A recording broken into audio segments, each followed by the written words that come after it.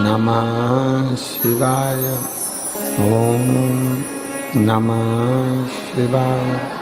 ओम नमः शिवाय। विश्वनाथ भगवान की जय। महाकालेश्वर भगवान की जय। ओंकारेश्वर भगवान की जय। कुबेरेश्वर महादेव की जय।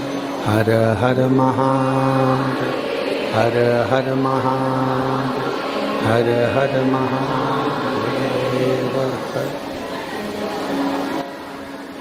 काशी विश्वनाथ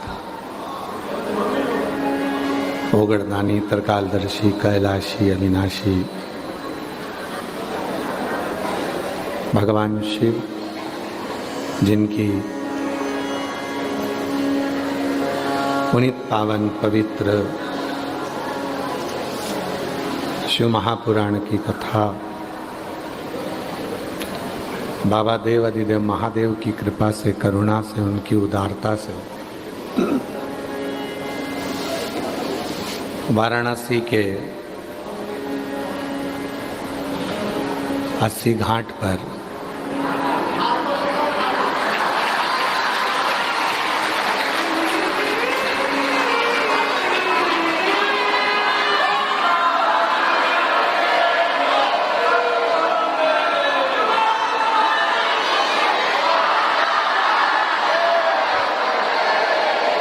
वाराणसी के 80 घाट पर चल रही ऑनलाइन शिव महापुराण की कथा। बाबा जी आज तो बताना पड़ेगा कि कथा कहाँ पूरी हुई है। तो 80 घाट वाराणसी काशी केदार खंड में सिद्धेश्वर महादेव की पवित्र भूमि पर ये पवित्र कथा चल रही है। पास में ही कुरुक्षेत्र के शिवलिंग सिद्धेश्वर बाबा, सामने लक्ष्मी नारायण भगवान इस पवित्र कथा के साक्षी बने हैं। कथा मंडप में व्यासपीठ और इस पवित्र कथा को संपूर्ण काशी में बाबा विश्वनाथ जी की कृपा लेकर विराजमान जगत गुरु 1008 श्री संतोषाचार्य जी महाराज सतुआ बाबा जी, एक बार जोरदार ताली बजाकर उनके लिए साधु का। ये कथा ऑनलाइन थी, पर इस कथा में बाबा जी का भाव इतना आप लोगों के प्रति रहा कि बाबा जी ने किसी को मना नहीं करा, और कोई पूछा भी तो उसको बताया जरूर, और आप लोगों के लिए बाहर इतनी व्यवस्था कर दी। ये शिव की कृपा है। शिव की कृपा।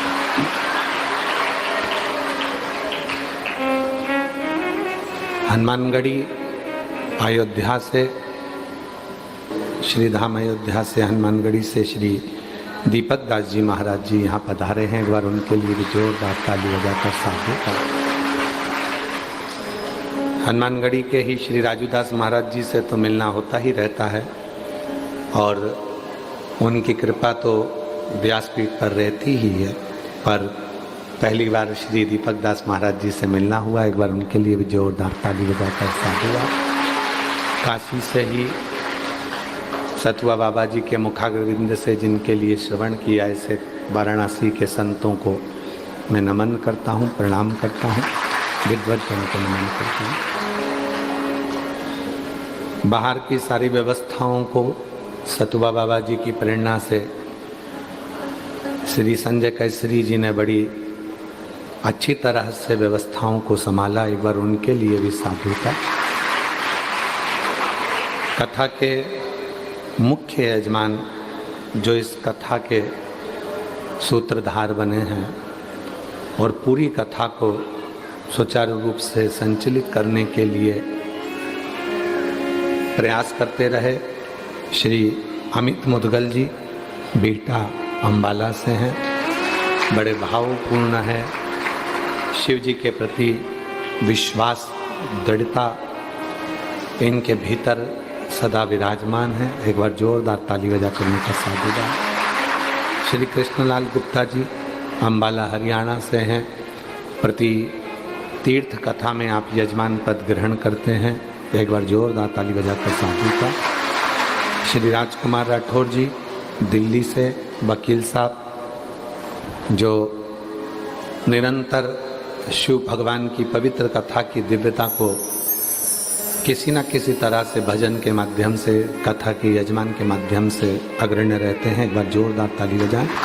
श्री प्रदीप बंसल जी दिल्ली से हैं, जो निरंतर व्यासपीठ को हर जगह तक पहुंचाने का प्रयास करना और भगवत भजन में डूबे रहना। एक बार जोरदार ताली बजाएं। श्री शमीश्वर और एकांतेश्वर महादेव नोएडा से, जिन्होंने अपना नाम ना देकर भगवान शिव का ही नाम दिया, उनको एक बार साधुवाद देते हैं नोएडा से, जो हमेशा कथा में डूबे रहते हैं।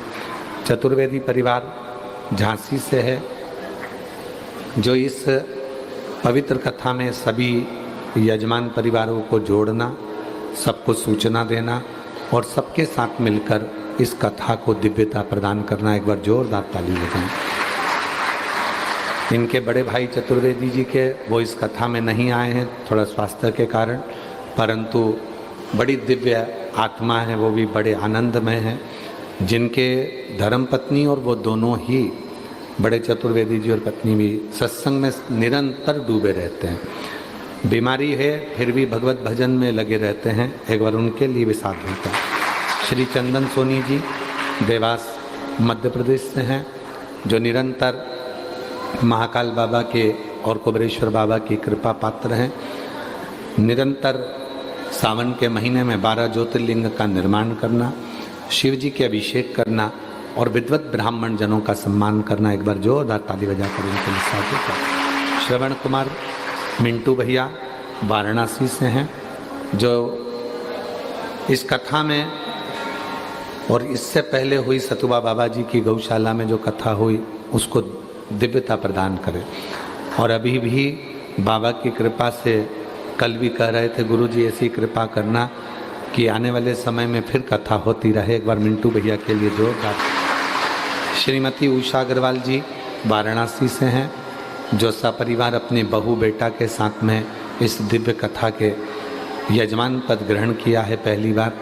और कल उनके बेटा बहू कह रहे थे, अभी भी बहू कह रही थी, गुरु जी जल्दी आना, फिर यजमान बनाना, शिव जी की कृपा बनाना। श्री अनिल जायसवाल जी वाराणसी से हैं, जो पूर्व में भी सतुबा बाबा जी की कथा के अंतर्गत यजमान पद ग्रहण किए थे और बाबा की कृपा से फिर यजमान पद पाया है। बाबा ऐसी कृपा करे कि यजमान बनाता रहे और आपके ऊपर करुणा बरसती रहे। और तेरी कृपा बिना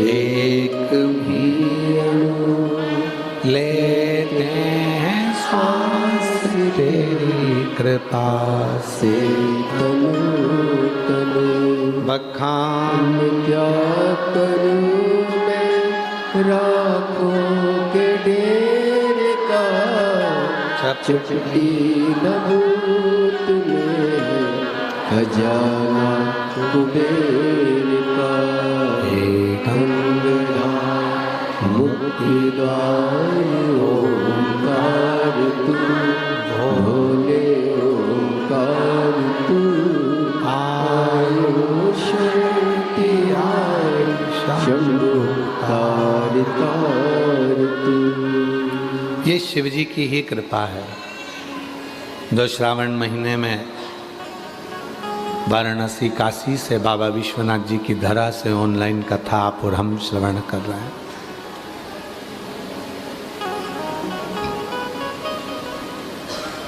सीधा संपर्क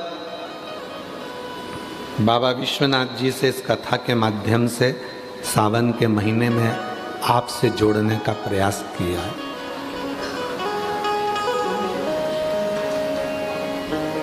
विश्वनाथ बाबा के दर्शन के लिए पूरा भारत और पूरा देश विदेश तो सावन के महीने में नहीं पहुंच सकता, तो मेरे विश्वनाथ बाबा ने ही ये कृपा करी है कि तुम काशी तक नहीं आ सकते तो मैं टीवी के माध्यम से तुम्हारे घर तक आ सकता हूँ। ऑनलाइन इस कथा का माध्यम ही काशी से इसलिए था कि विश्वनाथ जी जनमानस के घर पर श्रावण के महीने में पहुंचे, घर घर तक पहुंचे।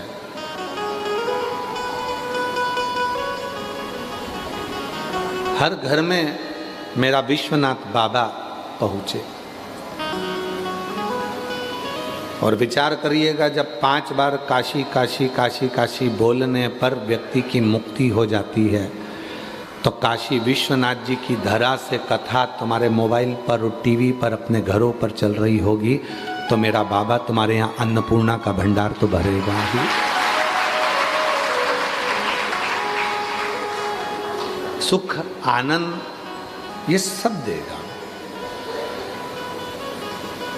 आज भारत की भूमि का गौरव दिवस है, स्वतंत्रता दिवस है। 80 वर्षों के इस श्रृंखला में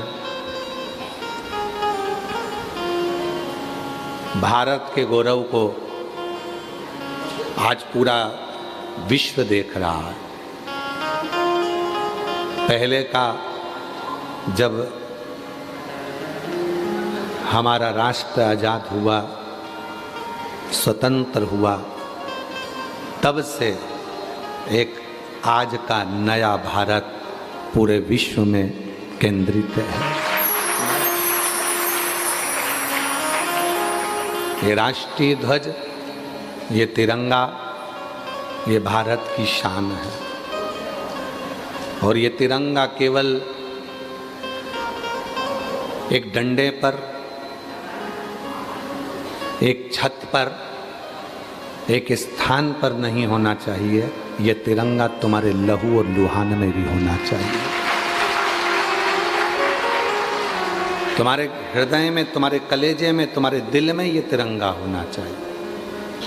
मैं संपूर्ण देशवासियों को आज स्वतंत्रता दिवस की बहुत बहुत बधाइयाँ देता हूँ। और जैसे पूर्व में कहा था कि अपने जीवन के अपने कर्म को अपने राष्ट्र के लिए जोड़ें।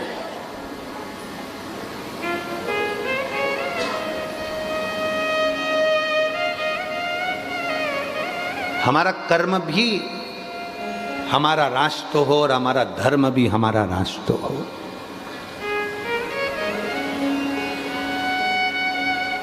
और चंदन है इस देश की माटी, तपोभूमि हर ग्राम है, हर बाला देवी की प्रतिमा, बच्चा बच्चा राम है। जिसके सैनिक समर भूमि पर गाया करते गीता है, उसी माटी के हल्के नीचे खेली करती सीता है। ये वो भारत की भूमि है जहाँ भगवान श्री राम, जहाँ रामकृष्ण परमहंस, जहाँ भगवान कृष्ण, जहाँ नामदेव, तुकाराम, मीरा, कर्मा, जगतगुरु शंकराचार्य जी, रामानुचार्य जी, श्रीमद् वल्लभाचार्य जी, निम्बरकाचार्य जी, कितने कितने संत, साधु, सन्यासी, तपस्वी इस पवित्र धरा पर जन्मे और जिन्होंने इस भारत की भूमि के गौरव को बढ़ाया। मेरा कर्मा तू, मेरा सब कुछ, मेरा सब कुछ तू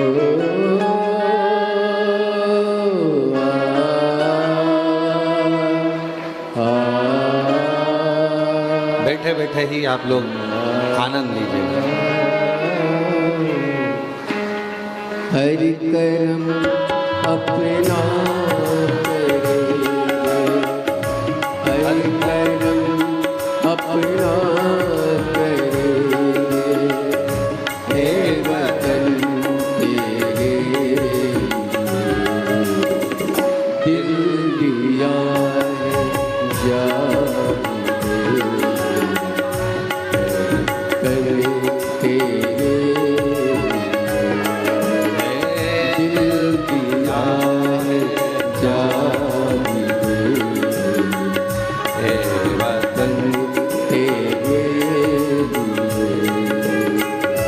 हरि करम अपना करेंगे, हरि करम अपना करेंगे। ऐ वतन तेरे लिए दिल दिया है जान दे। ऐ वतन तेरे लिए दिल दिया है जान दे। ऐ वतन तेरे लिए। शंभो।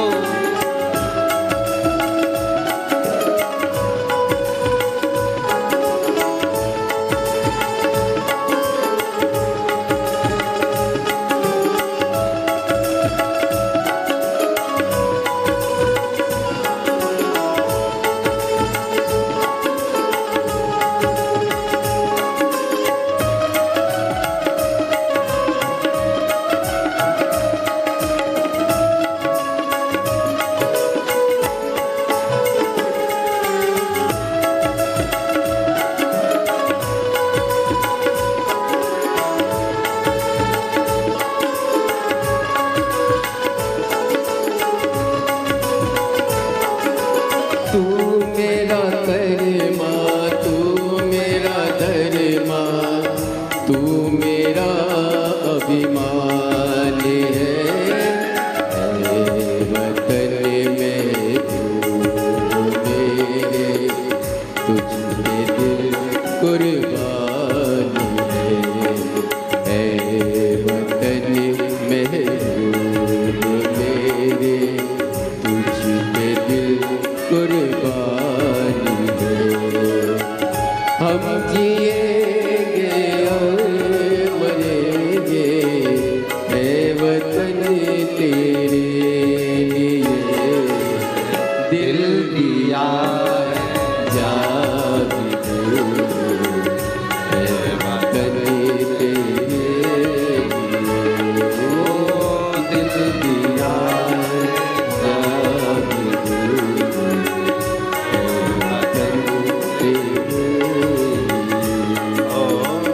दिल दिया है जान दे। बोल भारत माता की जय, भारत माता की जय, भारत माता की। जय। अपने स्थान पर बैठकर बाबा के इस पवित्र आनंदमय कथा का लाभ।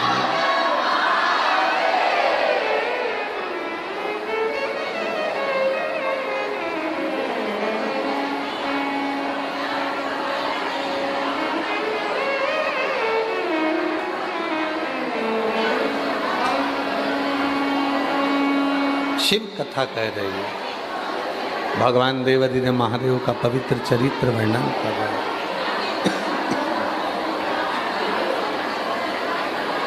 संपूर्ण देशवासियों को स्वतंत्रता दिवस की बहुत बहुत बधाई हो। दोनों हाथ उठाकर हर हर जो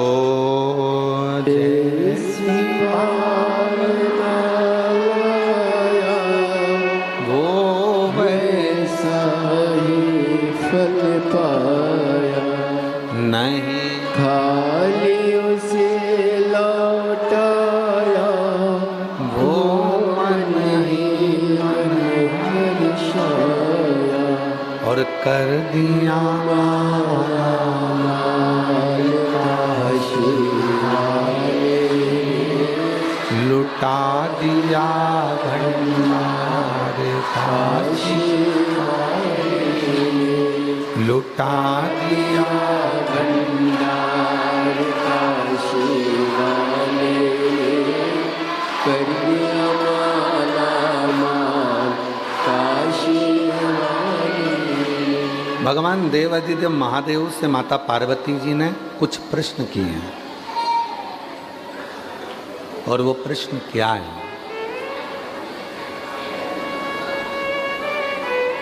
माँ पार्वती जी ने पूछा एक बार देवादिदेव महादेव से,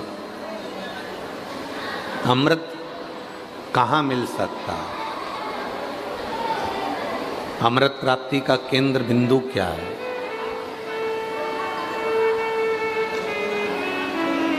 किस जगह पर अमृत की प्राप्ति हो सकती है। आज कथा का विराम दिवस है, थोड़ा सावधानी से कथा सुनिएगा। कहते हैं मेहमान घर से जाते हैं तो बच्चों के हाथ में कुछ देकर जाते हैं, और कुबेरेश्वर बाबा की ये शिव पुराण जिस दिन विदा लेती है उस दिन आपकी झोली में कुछ ना कुछ डालकर जरूर जाती है।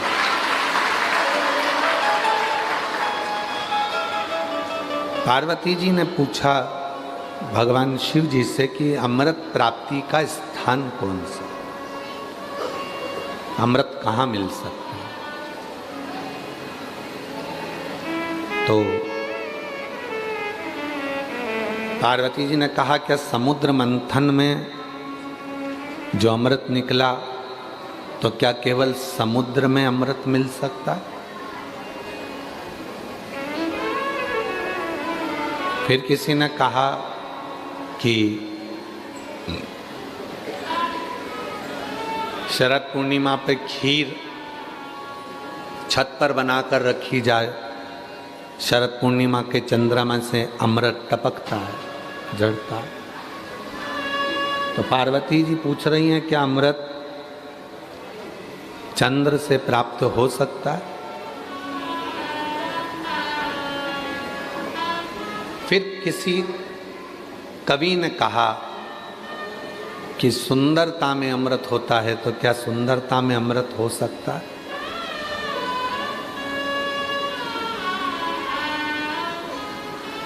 शिव जी मुस्कुराए और भगवान देवादिदेव महादेव ने मुस्कुराकर पार्वती जी को उत्तर दिया।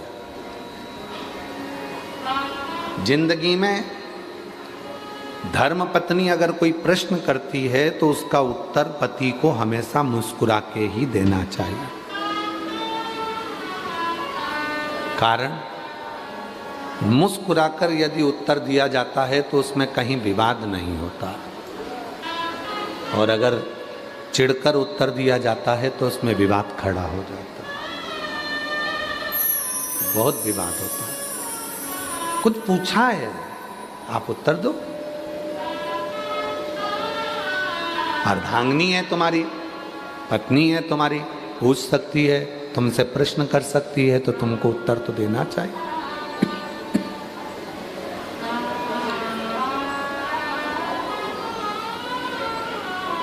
महाराज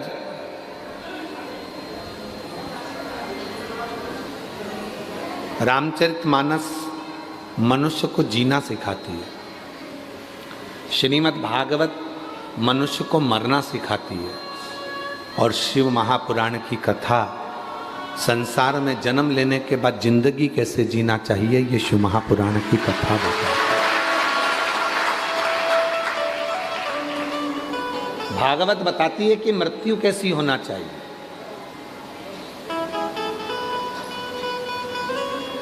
बाणों की सैया पर पड़े हुए भीष्म पितामह भगवान कृष्ण उनसे मिलने के लिए आते हैं और भीष्म पितामह से कहते हैं कि अब तुम अपने प्राणों को त्यागते क्यों नहीं हो, तुम मरते क्यों नहीं हो, प्राण क्यों नहीं छोड़ते। और भीष्म पितामह कहते हैं कि जिस बाप की बेटी अगर कुंवारी हो और उसकी शादी ना हो तो बाप कैसे मर जाए। भीष्म पितामह से भगवान कृष्ण ने पूछा कि तुम्हारी लड़की है। हाँ, मेरी एक बेटी है। पूरे हस्तिनापुर में चर्चा हो गई कि भीष्म पितामह की भी कोई लड़की है, बेटी है, और जब तक उस बेटी का वो विवाह नहीं कर देते तब तक भीष्म पितामह मरेंगे नहीं, प्राण नहीं छोड़ेंगे। अर्जुन ने युधिष्ठिर से कहा, बड़े भैया पितामह ने तो शादी नहीं करी, फिर उनकी लड़की कहां से आ गई।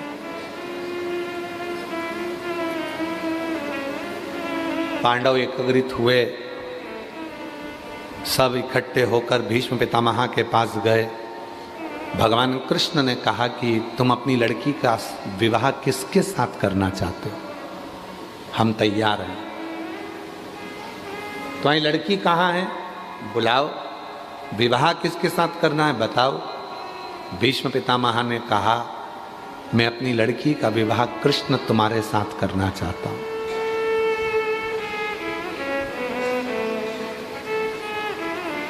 भगवान कृष्ण बोले लड़की तो मैंने देखी नहीं, तो विवाह क्यों करूंगा। भीष्म पितामह मुस्कुराकर बोले जित्तों से शादी करी 16,108 से, किसको देखा था तुमने? 16,108 में से कितनी लड़कियों को तुमने देखा जिनसे तुमने शादी करी? तो एक शादी और बिना देखे कर लो। द्वारकाधीश ने कहा ठीक है, मैं तुम्हारी लड़की से शादी करने को तैयार हूं, लाओ बुलाओ तुम्हारी लड़की को, बेटी को। भीष्म पितामह कहते हैं कि कन्या को देखकर मुकर मत जाना, बाद में ये मत कह देना कि मैं इससे शादी नहीं करूंगा। तुम शादी करोगे और मैं अपने प्राणों को कन्यादान कर कर छोड़ दूंगा। मेरी लड़की इधर उधर भटके ना, बाद में मेरी लड़की को दुख ना हो।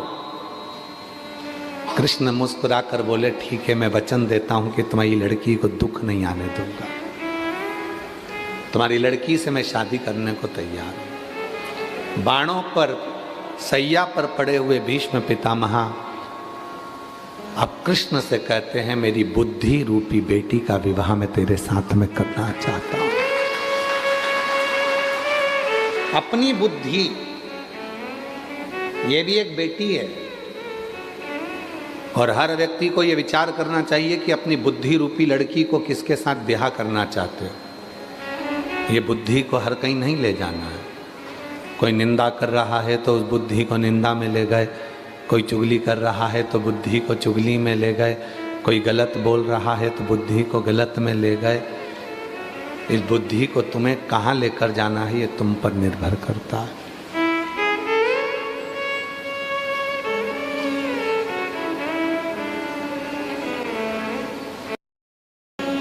बंसल जी, आज के समय में ये जितने भी श्रोता बैठे हैं और जितने बाहर बैठे हैं और जितने ऑनलाइन सुन रहे हैं अपने अपने घरों में बैठकर, मोबाइल पर, व्हाट्सएप पर, इंस्टाग्राम पर, फेसबुक पर, जितने भी सोशल मीडिया पे सुन रहे हैं, मैं एक एक श्रोताओं से, जितने टीवी पर सुन रहे हैं और जितने यहाँ सुन रहे हैं, मैं सबको खड़े होकर पूछ सकता हूँ कि आपने कहाँ तक पढ़ाई करी है। बुजुर्ग माताएं भी कह देगी कि मैंने भी कहीं 8वीं पढ़ा होगा, 5वीं पढ़ा होगा, 6ठी पढ़ा होगा, 7वीं पढ़ा होगा। कोई कहेगा कि मैंने MBA करा होगा, कोई कहेगा मैंने ये पढ़ाई करी, कोई कहेगा मैंने ये पढ़ाई करी। आज के समय में हर व्यक्ति पढ़ा लिखा है, वो समझता है कि हमको अगर मंजिल तक पहुंचना है और आगे बढ़ना है तो हमें निंदा, बुराई, चुगली, इन सब से दूर हटना है और अपने लक्ष्य को पकड़ना है और आगे बढ़ना है। लक्ष्य अपना हो। अमृत कहाँ मिलेगा, ये पार्वती जी पूछ रही हैं। समुद्र में अमृत है। शिव जी कहते हैं अगर समुद्र में अमृत होता तो समुद्र खारा ही नहीं होता। मंथन समुद्र में भी नहीं। तो वो जो अमृत मंथन हुआ था, वो अमृत जो निकला था, वो क्या है?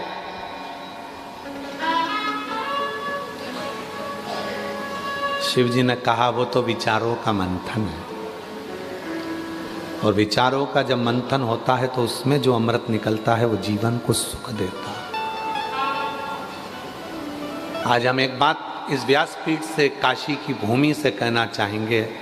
प्रत्येक पति और पत्नी को अपने कमरे में आने के बाद मोबाइल को टेबल पे साइलेंट कर कर पटक देना चाहिए।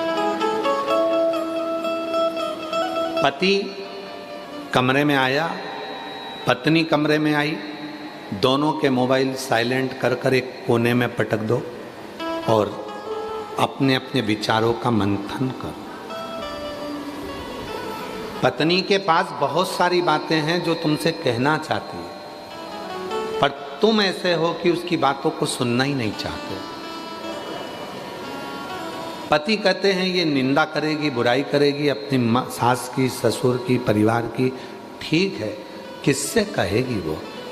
अपना मन हल्का करने के लिए अपने पति से ही तो कहेगी। अगर पड़ोसी से कहना चालू कर देगी तो तुमको काली मिर्ची लग जाएगी। कहेगी तो पति से, किससे कहेगी वो? कहेगी तो पति से। अपने केवल मंथन समुद्र का नहीं हुआ, मंथन विचारों का हुआ, विचारों का मंथन। बच्चों को क्या कराना है, कहाँ पढ़ाना है, उनकी एजुकेशन कैसी होना चाहिए, आगे का क्या करना है इनका। पर हम मंथन करते हैं तो दूसरों का करते हैं। सास ने ऐसा बोल दिया, ससुर ने ऐसा बोल दिया, तुम्हारी बहन ने ऐसा बोल दिया, तुम्हारे भाई ने ऐसा बोल दिया। ये मंथन नहीं चाहिए। मंथन में अपने लिए सोचो, अपने बच्चों के लिए सोचो, अपन कैसे खुश रह सकते हैं वो विचार करो। तुम सबसे ज्यादा बहू, किसी की भी अगर बहू होगी तो सबसे 33 कोटि देवी देवता में सबसे ज्यादा बहू माता पार्वती जी की थी। माता पार्वती।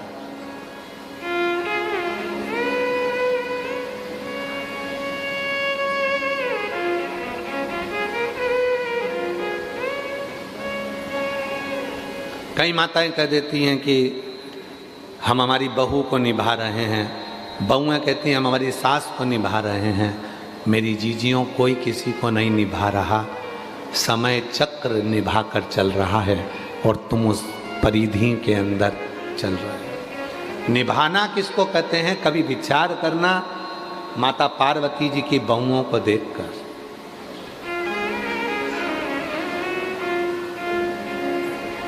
बहुओं को देख, एक माँ छठी रिद्धि सिद्धि, बहुओं का क्रम देखिएगा। 6 लड़कियां, जया, विषहरा, शामलीवारी, दौतली, देव, अशोक सुंदरी। दामाद, बच्चों के बच्चे शुभ और लाभ, उनके बच्चे अमोद और प्रमोद।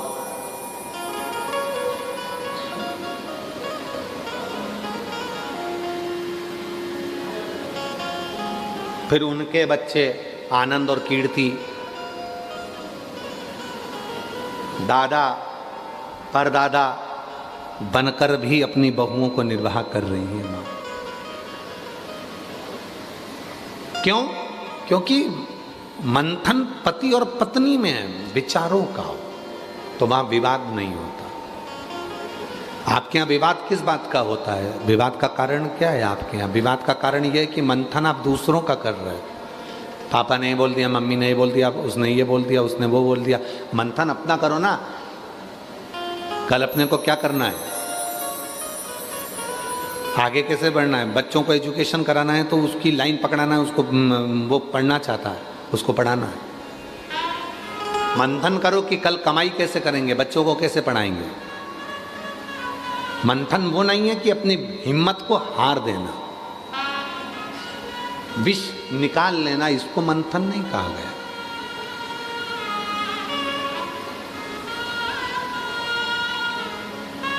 अभी कल एक न्यूज़ हमारे आशीष हमको दिखा रहा था कि एक बाप ने अपने बच्चे को ही बहते हुए नहर में पानी में फेंक दिया। माँ अपने एक बच्चे को लेकर चली गई, बाप के पास एक बच्चा रह गया, दोनों में लड़ाई झगड़ा चल रहा था और बच्चे से क्या तुमने निकाला? ये अमृत नहीं है, ये विष है, इसको अमृत नहीं कहेंगे। अमृत उसको कहा गया। पार्वती जी ने पूछा क्या समुद्र में से निकला वो अमृत है? शिव जी कहते हैं अगर अमृत समुद्र में होता तो समुद्र खारा नहीं होता।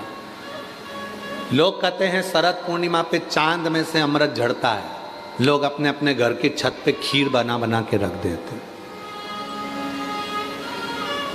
पीते हैं तो भी मर जाते हैं। तो क्या अमृत चंद्रमा में है? शिव जी कहते हैं अमृत चंद्रमा में होता तो वो घटता नहीं, बढ़ता नहीं, हर बार घटता है, हर बार बढ़ता है, उसमें भी अमृत नहीं है। अमृत के सुंदरता में होता है, तो जो कुरूप है क्या वो मरते नहीं है? अमृत कहाँ है? तब शिव जी पार्वती जी को नंदी पर बिठाए और अमरनाथ ले गए। यही अमृत के लिए अमरनाथ लेकर गए। लोग पूछते हैं अमरनाथ की गुफा में क्या हुआ था। आज विश्वनाथ जी की धरा से इस कथा को सुन लेना कि पार्वती के प्रश्न थे, क्या अमृत समुद्र में है, क्या अमृत चंद्र में है, क्या अमृत संसार में है। तब शिव जी उत्तर देने के लिए पार्वती को अमरनाथ की गुफा में ले गए। नंदी को बाहर छोड़ा, गंगा जी को बाहर छोड़ा, सर्प को बाहर छोड़ा, शिव जी अमरनाथ की गुफा में प्रवेश कर गए। आप सबको मालूम होगा कि 2 बार शंकर जी ने गंगा को अपने सिर से उतारा था। कितनी बार भगवान शंकर ने गंगा जी को अपने सिर से उतारा? 2 बार भगवान शंकर जी ने गंगा को अपने सिर से उतारा था। एक बार जब भगवान शिव विवाह कर रहे थे तब गंगा को सिर से उतार दिया था। अगर गंगा सिर पे रहती, 7 भावर पड़ जाती तो गंगा अर्धांगिनी हो जाती, इसलिए उतार दिया। दूसरी बार गंगा को उतारा था जब अमरनाथ जी की गुफा में कथा को श्रवण कराने के लिए गए, अमृत तत्व को बताने के लिए गए, तब गंगा को बाहर छोड़ दिया। तुम भीतर प्रवेश नहीं कर सकती। सर्प को, नंदी को, सबको उतार कर शिव जी अंदर गए और पार्वती जी के प्रश्न का उत्तर, अगर आप लोगों ने अमरनाथ की कथा का स्मरण यदि करा होगा स्कंद पुराण से, तो कुछ प्रश्न दिए गए, उन प्रश्न का उत्तर शिव दे रहे थे और शंकर भगवान ने तुरंत सारे प्रश्नों के उत्तर का निचोड़ दे दिया। हे पार्वती, संसार का मनुष्य जान नहीं पाता, अमृत उसके कंठ में, उसकी जिह्वा पर बैठा हुआ होता है, कंठ में। आप अपने कंठ से जब निंदा कर रहे हो, बुराई कर रहे हो, अपशब्द कर रहे हो, ताना दे रहे हो, गाली दे रहे हो, आड़ा टेढ़ा बोल रहे हो, तो तुम्हारे कंठ पर विष भरा पड़ा है। और जब आपके अंदर शिव तत्व होगा तो कोई निंदा भी करेगा, बुराई भी करेगा, गाली भी देगा, तो वो अमृत ही झड़ेगा, अमृत ही झड़ेगा। उसमें कुछ दूसरा झड़ना ही नहीं है।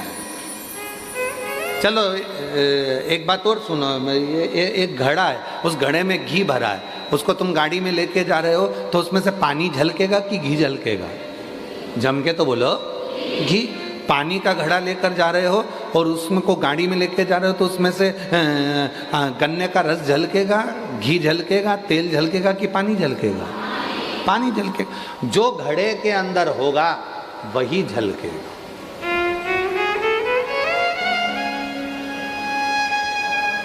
आज हमारे बीच में फ्लाइट बाबा पधारे हैं, एक बार जोरदार ताली बजाकर साधु का। बड़े दिव्य संत हैं।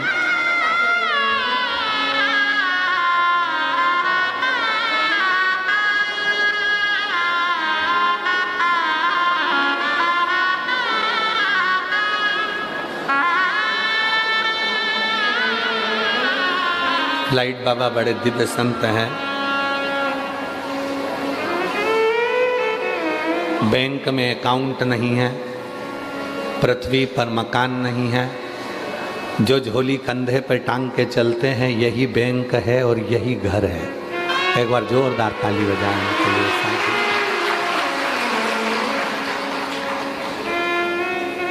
जो कंधे पर झोली लेकर चले हैं वही बैंक का अकाउंट है और वही घर है।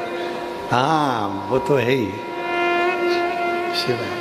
एक बार जोरदार ताली बजाएं फ्लाइट बाबा के लिए। बड़ी कृपा है, कहीं कहीं कथा में शिव जी की कृपा से फ्लाइट से नीचे उतर कर आ जाते हैं, ये खुशी कहीं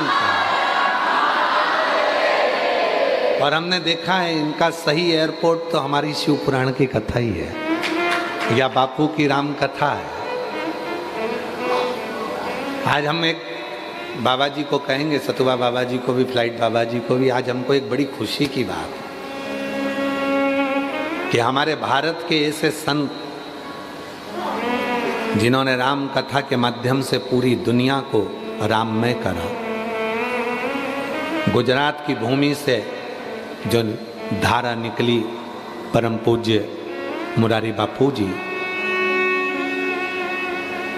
अपनी तुलसी जयंती का उत्सव लोग भारत में मनाते, वो अमेरिका की भूमि पर मना रहे हैं। एक बार जोरदार ताली से विचार करना, हमारे भारत के सनातन धर्म को अमेरिका तक लेकर गए हैं परम पूज्य मुरारी बापू जी, और जो तुलसी जयंती को भी अमेरिका में मना रहे हैं बाबा जी। तुलसी जयंती अमेरिका में, और वहाँ के सनातनियों को एकजुट कर रहे हैं कि रामचरितमानस के तत्वों को पढ़ो, अध्ययन करो और अपने अंदर उतारो। ऐसे भारत के संत परम पूज्य मुरारी बापू जी के श्री चरणों को नमन करता हूँ, जो इस भारत की भूमि से रामचरितमानस को लेकर देश विदेश तक भारत के गौरव संतों को पहुंचा रहे हैं, गौरवान्वित कर। शिव जी अमृत दे रहे हैं और भगवान भोलेनाथ जी ने अमरनाथ की गुफा में अमृत तत्व को बता दिया। वो अमृत कहाँ है? आपके जिह्वा में, कंठ पर। बात चल रही थी घड़े की। तेल का घड़ा ले जा रहे हो गाड़ी में, उसमें से पानी झलकेगा? नहीं, उसमें से तेल झलकेगा। जिसके अंदर शिव तत्व का अमृत भरा होता है, उसके वाणी से वो शिव तत्व का अमृत झलकता है। जिसके अंदर बुराइयां भरी होती है, उसके अंदर से बुराई झलकती है। जिसके अंदर गाली भरी होती है, उसके मुख से गाली झलकती है। जिसके अंदर अहंकार भरा होता है, उसके मुख से अहंकार झलकता है। जिसके भीतर ज्ञान होगा तो ज्ञान झलकेगा। ज्ञान। और इस व्यासपीठ को कहूँ मैं, कई लोग बहुत अपशब्द कहते हैं। कोई कहता है सियोर वाला बाबा ये गलत करा, वो गलत करा, वो गलत करा, पर हमारे अंदर केवल शिव तत्व भरा है। हम कुछ नहीं जानते। एक लोटा जल सारी समस्या का जो है वो हमारे पास से झलकेगा। इसके सिवाय हमारे पास निंदा झलकने का कहीं सार तत्व ही नहीं, कोई सार। और बाबा जी कहूँ एक बात, अगर कोई भूल से भी आपके पास में आकर कह देना कि सियोर वाले बाबा ने तुम्हारे लिए ऐसा बोला या किसी व्यक्ति के लिए वैसा बोला, हमारे पास इतना समय नहीं रहता कि हम किसी के लिए कुछ बोलें। हमारे 24 घंटे हर पल, हम जब अपने कमरे से ही नहीं निकलते तो हमारी वाणी से केवल श्री शिवाय नमस्तुभ्यम ही निकलता रहता है। हमें कोई मतलब कौन अच्छा कौन बुरा संसार के लोग जाने, हमारे पास नहीं है वो चीज़। हम तो भगवत, हम तो बाबा के भरोसे चलते हैं, हम तो बाबा के भरोसे चलते। और वो अमृत है मेरे शिव का। अमरनाथ की गुफा में बैठकर भगवान शंकर पार्वती जी को अमृत का महत्व समझा रहे हैं कि पार्वती तेरी जिह्वा में, तेरे कंठ पर अमृत भरा। याद करो, दुनिया के लोगों ने माँ काली का स्वरूप का दर्शन किया। चंदन भी है, माँ काली का दर्शन किया दुनिया के लोग। क्या कहते हैं? माता ने अपने पति के ऊपर लात रखी और जिह्वा बाहर निकाली।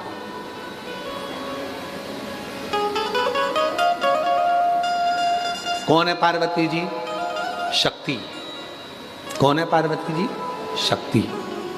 अब जरा विचार करिएगा, जब आद्य शक्ति कोई अपनी पूरी शक्ति का प्रहार कर दे तो कोई बचेगा? पूर्ण शक्ति का प्रहार कर दे तो कोई बचेगा? पार्वती माता को जब क्रोध आ रहा था और क्रोध को शांत करने के लिए शिव जी भूमि पर सो गए थे। पार्वती जी के पांव से पर्वत टूट रहे थे। जहां पांव माता पार्वती रखती थी वो पांव पताल में जाता था, पानी निकल आता था। माँ पार्वती जहां चरण रखती थी दुर्गा भवानी, वहां पर्वत नीचे धस जाता था। तो जैसे ही माँ ने शिव जी पर अपना चरण रखा, रखते से ही ध्यान आया कि मेरा पति है, ये तो प्राण छूट जाएंगे, जमीन में धस जाएगा। जीवान बाहर निकाल दी। याद आया माँ पार्वती को कि पति ने कहा था कि जिब्या में अमृत होता है। जो अमृत की जिब्या बाहर निकाली और उस जिब्या के अमृत से शिव तत्व पर जो किरण पड़ी, भगवान शंकर को कुछ नहीं हुआ। पार्वती जान गई ये जिब्या में अमृत है। जिब्या में लोग उसका गलत मतलब निकालते हैं कि पति पे लात रखी इसलिए जीवान बाहर कर दी। ना ना ना,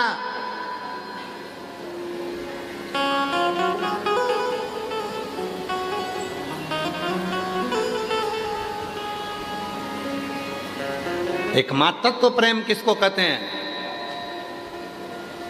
छिन्नमस्ता माता का कभी नवरात्रे में आप लोग कभी स्मरण करें, देवी भागवत का पाठन करें, पढ़ाई करें, तो उसमें आपको आएगा शिव जी ने जब एक बार बहुत विष को धारण कर लिया था तो शंकर भगवान को भी माता पार्वती ने स्तनपान करा दिया,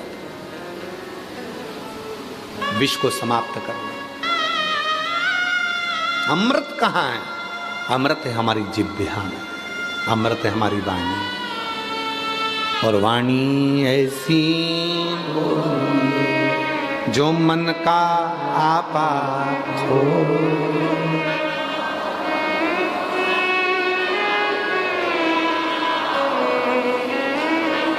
पर आज के जमाने में वाणी ऐसी बोलिए जो जम के झगड़ा होए, पर उससे मत बोलिए जो तुमसे तगड़ा।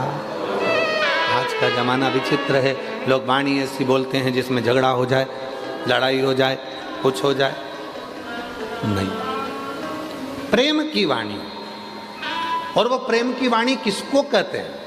आप सबने सुना होगा सदानंद कार्तिकेय जी के कितने मुख हैं, कार्तिक बाबा के कितने चेहरे हैं? 6। मंदिर में जाते हो तो कार्तिकेय जी के 6 चेहरे देखते होगे। कार्तिकेय बाबा को कार्तिक नाम किसने दिया? कृतिका। कृतिका कौन थी? कौन थी कृतिका? अरे भाई, भगवान शंकर के तेज पुंज को लेकर अग्नि देवता चले। इतना तेज था उस तेज पुंज में, इतनी अग्नि थी उस तेज पुंज में, कोई दूसरा देवता उस अग्नि को अपने पास में नहीं रख सकता। तो अग्निदेव ने उसको झेला। अग्निदेव स्वयं अग्नि। फिर अग्नि से भी वो ना झिलाया तेज पुंज, गंगा जी को दे दिया।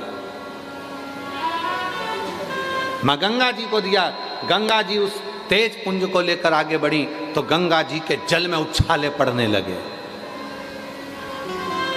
और गंगा जी उछलने लगी। कहते हैं घाटों को गंगा जी ने छोड़ दिया, इतनी उछली मां गंगा, इतनी उछली। गंगा जी ने उस तेज पुंज को देखकर विचार करा क्या करें हम इसका। तो गंगा जी ने 6 धार बना दी, 6 धार, 6 स्वरूप बना दी। वो 6 स्वरूप एक वन में आ गए, घाट पे किनारे लग गए। पूछा अब क्या होगा इन 6 बच्चों का? क्या होगा? और शास्त्र क्या कहता है? तारकासुर को मारने के लिए तारकासुर ने जो वर मांगा था कि मैं मरूं तो शिव जी के पुत्र के द्वारा मरूं, पर वो पुत्र भी कितने दिन का होना चाहिए? कितने दिन का पुत्र होना चाहिए? महाराज, पद्म पुराण कहती है, ब्रह्म विवर्त पुराण कहती है, शिव महापुराण वर्णन करती है, लिंग पुराण कहती है, नर्मदा पुराण कहती है, स्कंद पुराण कहती है कि तारकासुर ने वर मांगा कि मेरे प्राण छूटें तो शिव जी के पुत्र के द्वारा छूटें, और वो पुत्र भी कितना बड़ा होना चाहिए? 7 दिन का। कितने दिन का? बच्चा 7 दिन का होना चाहिए जो मेरे को मारेगा, वो बच्चा 7 दिन का होना चाहिए जो मेरे प्राणों को छुड़ाएगा। शिव महापुराण, भागवत पुराण, ऐसी कई पुराणे हैं जिनको 7 दिन में पूर्ण करा जाता है। क्यों? क्योंकि 7 दिन की कथा हमारे 7 दिन के कार्तिकेय की लीलाओं का गुणगान करती है और हमारे भीतर के अहंकार को, आसक्ति को, काम को, लोभ को, वासना को, तृष्णा को समाप्त करती है। 7 दिन। इसीलिए कहा जाता है, शिव पुराण कितने दिन की है? यहाँ कितने दिन की है? आज कौन सा दिन है? 7वां। 7 दिन की। भागवत कितने दिन की होती है? 7 दिन। जीवन कितने दिन का है अपना और हमारा, आपका? 7 दिन का। आप और हम पैदा कितने दिन में हुए? 7 दिन में। कोई रविवार, कोई सोमवार, कोई मंगल, कोई बुध, कोई गुरु, कोई शुक्र, कोई शनि, कोई रविवार, ऐसे 7 दिन में पैदा हुए। मरोगे कौन से दिन में? यही 7 दिन में। किसी को कोई सा दिन मिलेगा, किसी को कोई सा। मिलोगे 7 दिन में। और यही जिंदगी के 7 दिन है। रविवार को जन्म हुआ, सोमवार को बड़े हुए, मंगलवार को ब्याह हुआ, बुधवार को बच्चे हुए, गुरुवार को बीमार पड़े, शुक्रवार को हॉस्पिटल गए, शनिवार को निपट गए। 7 दिन पूरे हो गए। यही जिंदगी के दिन है। 7 दिन में से बचा कौन सा दिन? कोई सा नहीं। सब दिन ऐसे हो गए। और उसमें भी लोग लड़ने में लगे हुए हैं। किसी ने कह दिया आज ये वाला वार है, इस कलर का कपड़ा मत पहनना, घात कर जाएगा। दिन भर यूट्यूब पर देखो तो कहीं का ना कहीं का ज्ञान देता ही मिलेगा। सावन का महीना चल रहा है, भूल से भी ये गलती मत कर देना, दोष लग जाएगा। और तुम उसके चक्कर में पड़ गए। फिर तुम्हारे माइंड में घूमता रहा, हमने तो ये गलती नहीं कर दी। अरे मेरा भोला बाबा है, बाप कभी नहीं रूठता, कभी नहीं रूठता। माँ की गोद में बच्चा अगर गंदगी कर दे तो माँ नहीं रूठती, पिता की गोद में गंदगी कर दे तो पिता नहीं रूठता। उसी तरह यदि कोई कह दे कि तुमने तो 1 लोटा जल नहीं चढ़ाया, तुमने ये जल चढ़ा दिया, तुमने वो जल चढ़ा दिया, तुमने ऐसी पूजन कर दी, तुमने वैसी पूजन कर दी, तुमने ये कर दिया, तुमने वो कर दिया, माइंड में मत रहना। मेरा बाप है, उसको सब मालूम है। मैं क्या छुपाऊं? तिजोरी में जो भरा पड़ा है वो भी उसको मालूम है, और मेरे मन में जो भरा पड़ा है वो भी उसको मालूम है। तो छुपाऊं क्या? खाक क्या छुपाऊं मैं उससे? और तुम्हारे छुपाने से पड़ोसी से छुप सकता है, पति से छुप सकता है, पत्नी से छुप सकता है, बच्चों से छुप सकता है, उससे छुप सकता है नहीं, कुछ नहीं छुपा है। तो फिर कहीं का कहेगा कि बताओ तुमने ये वाला जल चढ़ाया, तुमने वाला जल चढ़ा दिया, तुमने तो शिव जी का ऐसा मंत्र बोल दिया, तुमने शिव जी का वैसा मंत्र बोल दिया, तुमने तो पूजन ऐसी कर ली, तुमने तो पूजन ऐसे। अरे तुम नीवी करोगे तो भी उसकी औलाद हो, और करोगे तो भी उसकी औलाद हो। वो तो सब उसके हैं, उसमें क्या विचार है? गलत ना सोचिए। आज गुरुवार है तो मेरे को ये वाला कपड़ा पहनना पड़ेगा, महाराज जी बोले थे ये वाला चीज खाना। अब मालूम पड़े महाराज जी ने बताया था कि चने की दाल की चीज खाना, खा गया, 3 दिन से हॉस्पिटल में लूज मोशन में पड़ा। फिर किसी ने कहा आज ये वाला वार है तो ये चीज खाना, आज मंगलवार है तो लाल चीज का सेवन करना, तो तू ये करना। अरे महाराज जी ने ये नहीं बोला कि रविवार तेरा है, सोमवार तेरा है, लो संभालो बाबा जी परिवार तेरा है। रविवार तेरा है, सोमवार तेरा है। अच्छा सोमवार, मंगलवार तेरा है, बुधवार तेरा है, गुरुवार तेरा है, शुक्रवार तेरा है, शनिवार तेरा है, परिवार तेरा है, लो संभालो बाबा जी परिवार तेरा। जब रविवार उसका, सोमवार उसका, मंगलवार उसका, बुधवार उसका, गुरुवार उसका, शुक्रवार उसका, शनिवार उसका, तो तुम्हारा परिवार भी उसी का तो है, फिर क्या विचार करना। आज सोमवार है, हम मंदिर जाएंगे, बाकी के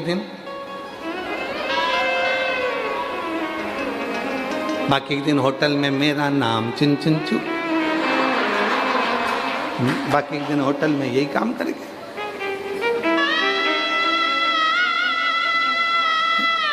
आज सोमवार है, मंदिर जाएंगे, बाकी के दिन लोगों के प्राण खाएंगे, हम मंदिर ना जाएंगे।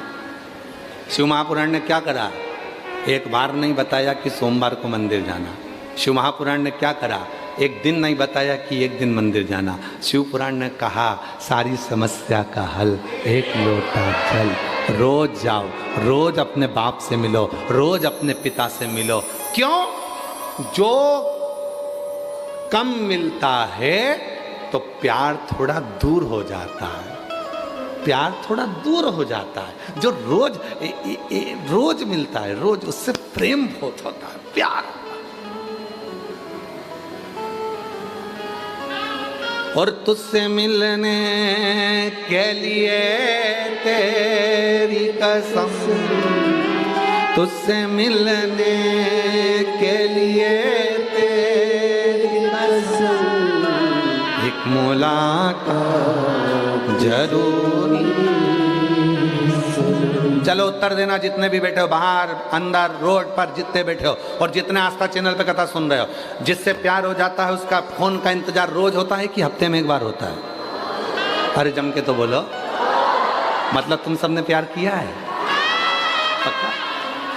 जिससे प्यार हो जाता है उसके फोन का इंतजार रोज होता है। 4 बजे फोन आएगा, 4 बजे फोन आएगा, इंतजार रहता है। और जब तुम बाबा से, विश्वनाथ जी से, शंकर जी से, मेरे भोले बाबा से जब तुम प्यार कर बैठते हो, रोज एक लोटा जल चढ़ाते हो, रोज जाते हो, तो उसको भी तुम्हारे एक लोटे जल का इंतजार होता। आती होगी, आती होगी, आती होगी, आती होगी, उसको इंतजार रहता है। वो आएगा, वो आएगा, वो आएगा, उसको इंतजार है।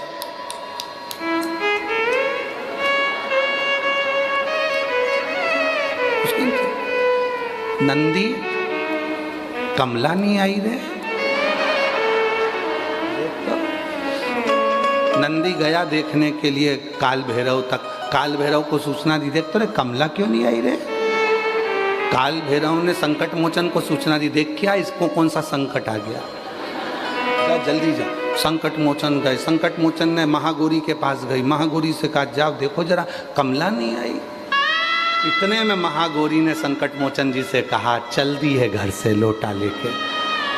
आ रही थी, गोबर में पांव फिसल गया था तो वापिस गई घर, इसलिए थोड़ी लेट हो गई है। आ रही खबर पहुंची काल भैरव जी के पास। काल भैरव ने दी नंदी को, नंदी को। नंदी ने जाकर विश्वनाथ जी से कहा चिंता मत करो, निकल गई है, आ रही है, आ रही है। और जब वो बुलाता है सारे रास्ते क्लियर कर देता है, चल तो जाता है। नौकरी करने के लिए कितने लड़के लड़कियां बैठे हैं जो अप्लाई करते हैं, जो नौकरी के लिए अप्लाई कर रहे हो आप लोग, तो नौकरी करने वाले लड़का लड़की फॉर्म भरते हैं। जब रेलवे की नौकरी निकलती है, शिक्षक की नौकरी निकलती है, पुलिस की नौकरी निकलती है, आर्मी की नौकरी निकलती है, सारी पीडब्ल्यूडी की नौकरी निकलती है, गवर्नमेंट की जितनी नौकरियां निकलती हैं उसके लिए लाखों फॉर्म भराते हैं बाबा जी, लाखों फॉर्म भराते हैं। क्या सबका सिलेक्शन हो जाता है? जम के बोलो नहीं। लाखों में से कुछ हजार, हजार में से भी फिर 100, 200, 500 उनका सिलेक्शन होता है। आप खुश होना, काशी में मुस्कुराना कि इतनी सारी काशी भरी पड़ी है, पर उसमें से कथा सुनने का सिलेक्शन हमारा हुआ है। सिलेक्शन, और ये नौकरी पक्की हो गई, तनख्वाह उसकी चालू हो गई, 3 महीने बाद मिलना प्रारंभ। जिसने कथा सुनी, बाहर सुनी, अंदर सुनी, कहीं पर भी बैठकर, सोशल मीडिया में, टीवी पर, कहीं पर बैठकर सुनी, तुम्हारी तनख्वाह पक्की हो गई, निश्चित।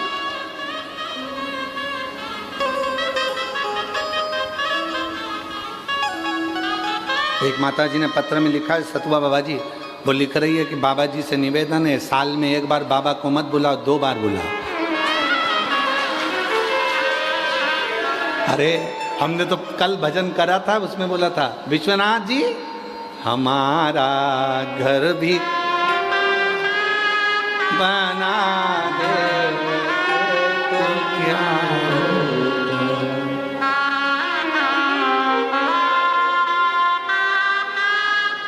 है ना। सतुआ बाबा जी का जो धाम है वो तो विश्वनाथ जी का धाम है, और विश्वनाथ जी का जो धाम है वो अपने बाप का ही तो घर है, वहीं तो हमारा निवास है। उसमें सोचो बना देते तो क्या होता, बना देते तो क्या होता, हमें भी काशी में अपनी बुला लेते तो क्या होता, हमें भी काशी में अपनी बुला लेते तो क्या होता। प्रेम करो भगवान से, और जब बाबा से प्रेम हो जाएगा फिर कुछ नहीं सूझेगा, फिर तो वो इंतजार करेगा, आएगी आएगी और आएगी, फिर वो बोल के जाएगी। कई लोग कह देते हैं कि भगवान से कभी कुछ नहीं मांगना चाहिए, सियोर वाले महाराज ने तो सबको मांगना सिखा दिया। जो आता है शिव जी के मंदिर में, कहीं गेहूँ चढ़ा जाता है, कहीं ये चढ़ा जाता है, कहीं वो चढ़ा जाता है। अरे सियोर वाले महाराज जी ने सबको मांगना सिखा दिया। अरे मांगना इसलिए सिखाया क्योंकि हमने अपने बचपन में सीखा था। जब हम छोटे थे अपनी मम्मी से कहते थे, मम्मा आज चटनी अच्छी बनी है, 1 रोटी और ला दो। माँ खुश होकर 2 रोटी देकर जाती थी। पापा मुझे ये खिलौना अच्छा लगा है, पापा खिलौना दिला देते थे। उसी तरह भगवान विश्वनाथ हमारे बाप हैं, अपने पापा से नहीं मांगेंगे तो क्या पड़ोसी से मांगेंगे? अपने पिता से मांगे ना।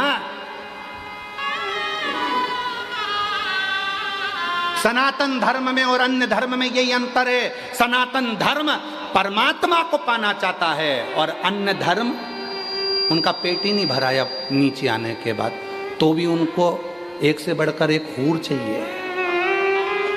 तो भी सनातन धर्म में परमात्मा से प्यार किया जाता है। यहाँ परमात्मा उनको तो ईश्वर से, ईश्वर से। और तुझे ना देखूं तो चैन मुझे आता नहीं, तेरे सिवा कोई मुझे भाता नहीं। आता ही नहीं कुछ। जब तक शिव ना दिखे, जब तक शंकर ना दिखे, जब तक विश्वनाथ ना दिखे, जब मैं रोज 1 लोटा जल चढ़ाने के लिए जाती हूँ, जिस दिन मैं जल चढ़ाने ना जाऊं उस दिन मेरे को बेचैनी हो। आज मैं गई नहीं, आज मैं मंदिर नहीं गई, आज मैंने कथा नहीं सुनी, आज मैंने सियोर वाला बाबा के कथा सुनी नहीं, टीवी पे नहीं सुन पाई, मोबाइल में नहीं सुन पाई, बेचैनी लगने लगे, तो समझ लेना कि कहीं मुझे प्यार हुआ तो नहीं। इसी को इसमें कहते हैं ये शिव से प्रीत है, ये शंकर से प्रीत है, ये भगवान से प्रीत है, हम उससे जुड़ जाएं। तेरे सिवा कोई मुझे भाता नहीं, मेरे दिल में कोई और आता नहीं। ये इसी को प्रेम कहते हैं। कितना सुंदर कहा। विष्णु पुराण को पढ़िएगा, कूर्म पुराण को पढ़िएगा, अग्नि पुराण को पढ़िएगा, कितनी सुंदर बात कही विष्णु पुराण में। ब्रज की धरा पर जाकर, ब्रज की भूमि पर जाकर, अयोध्या की भूमि पर जाकर, जगन्नाथपुरी में जाकर, द्वारकापुरी में जाकर, मथुरापुरी में जाकर, जितनी पुरियां हैं इन सारी पुरियों में जाकर, जो उस पुरी में जाकर भगवान शंकर को ढूंढता है उसे राम और कृष्ण सरलता में मिल जाते हैं, सरलता में मिल जाते। और हम क्या करते हैं, अयोध्यापुरी गए तो राम जी को ढूंढने का प्रयास करते हैं। आप अयोध्यापुरी जाना तो कभी शंकर जी का मंदिर ढूंढना, 1 लोटा जल शंकर जी के मंदिर को ढूंढना अयोध्या में और चढ़ा के आ जाना, राम जी तुम्हें ढूंढना चालू कर देंगे। कहाँ गई? सिफारिश भी कराओ तो अच्छी जगह से कराओ। अयोध्या में पहुंचते सी 1 लोटा जल, मंदिर ढूंढो शंकर जी का, जल्दी ढूंढो शंकर जी का मंदिर मिल जाए, 1 लोटा जल भरा और चढ़ा दिया।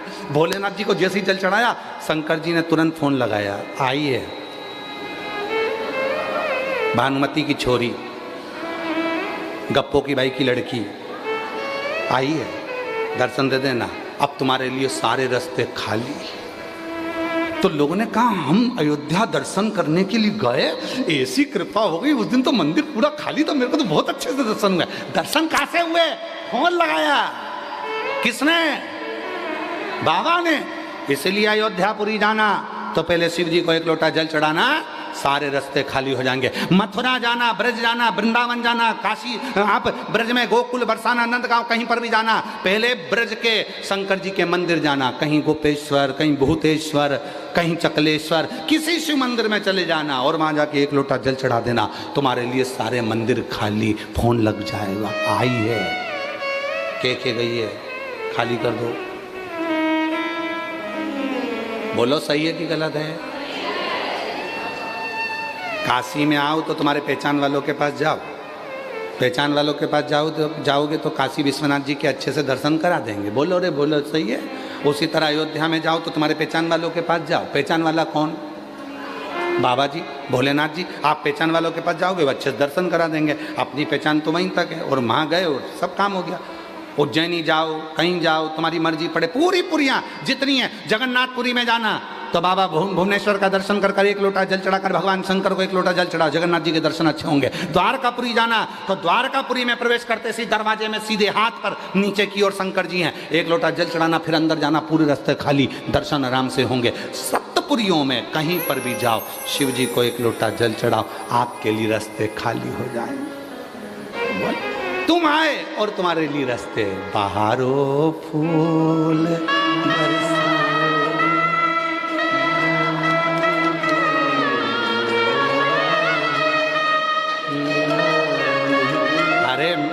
मेरा बाबा का भक्त आया है, मेरे बाबा। आगे क्या? रागनी मेरा बाबा आया है। और केवल यहीं तक नहीं है, ध्यान लगाकर सुनना।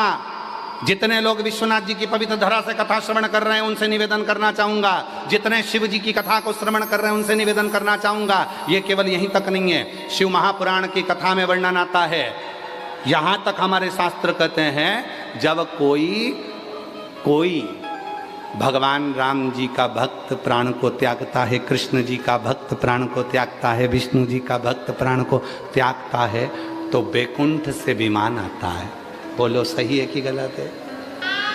जम के तो बोलो। कहाँ से विमान आता है? बैकुंठ। तुम बोल क्यों नहीं रहे? तुम्हारे लिए अभी थोड़ी ना आ रहा है, तुम बोलो तो। जब भगवान नारायण का, भगवान ब्रह्मा जी का, भगवान राम जी का, भगवान कृष्ण जी का जब कोई भक्त प्राणों को त्यागता है तो बैकुंठ से विमान आता है, बैकुंठ से पार्षद आते हैं, वो लेकर जाते हैं। पर जब शिव जी का कोई भक्त, शिव पुराण सुनने वाला, जल चढ़ाने वाला जब प्राणों को त्यागता है, विमान कुछ नहीं आता, वो खुद ही आता है, नंदी पर बिठाता है, लेकर चला जाता है। फिर किसी ने पूछा इसका प्रमाण क्या है? तो शिव महापुराण की विद्येश्वर संहिता को चालू होने से पहले शिव महापुराण के महत्तम में लिखा है, देवराज नाम का ब्राह्मण चोरी का धन लेकर शंकर जी के मंदिर में गया, चोरी का धन लेकर गया था, शिव पुराण की कथा सुन ली थी, शिव जी के मंदिर में गया था, बाहर निकला, प्राण छूट गए तो उसको लेने के लिए कोई नहीं आया, शंकर भगवान नंदी लेकर आए और उसको बिठाया नंदी पे, शंकर जी पकड़े नंदी को और चल दिए। तो इतने में इंद्र ने पूछा, बाबा ये तो चोर है और तुम इसको नंदी पे बिठा कर ले जा रहे हो? भगवान शंकर जी बोले, इसने शंकर जी के मंदिर में शिव पुराण की कथा सुन ली थी, इसलिए इसको नंदी को पर बिठाकर मैं लेकर जा रहा हूँ। तो तुम इसको पैदल क्यों लेके जा रहे हो? कि ये मेरा भक्त है ना, तो भक्त के लिए तो मैं पैदल नंगे पैर दौड़ कर आता हूँ और अपने भक्त को लेकर जाता हूँ। तो तुम्हें टेंशन लेने की जरूरत नहीं है रे, जितने भी है कोई चिंता करने की जरूरत नहीं, जितने शंकर भगवान की कथा सुनने वाले हो, जितने बाबा की कथा श्रवण करने वाले हो, कोई चिंता नहीं। लगन तुमसे लगा बैठे जो होगा, देखा तुम्हें अपना बना बैठे जो होगा,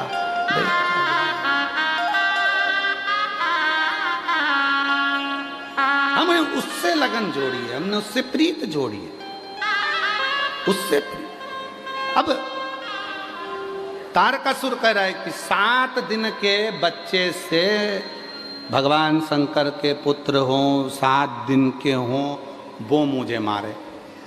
अब 7 दिन का बच्चा कैसे मारे,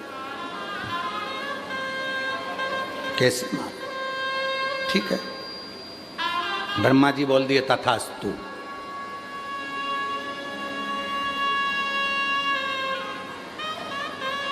तथास्तु। कभी कभी श्राप मिलता है तो उसकी भी लोग मिठाइयाँ बंटवाते हैं। चंदन भैया, श्राप मिलता है उसकी भी मिठाई बंटती है। किसने बंटवाई थी?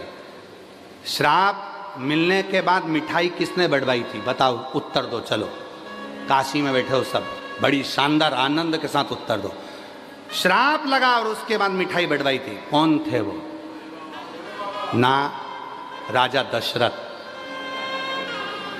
राजा दशरथ जिनके घर में संतान नहीं थी, मृगा करने के लिए गए थे। श्रवण कुमार के माता पिता को, श्रवण कुमार को बाण लग गया था। श्रवण कुमार को बाण लगा था और उनके माता पिता ने क्या श्राप दिया था?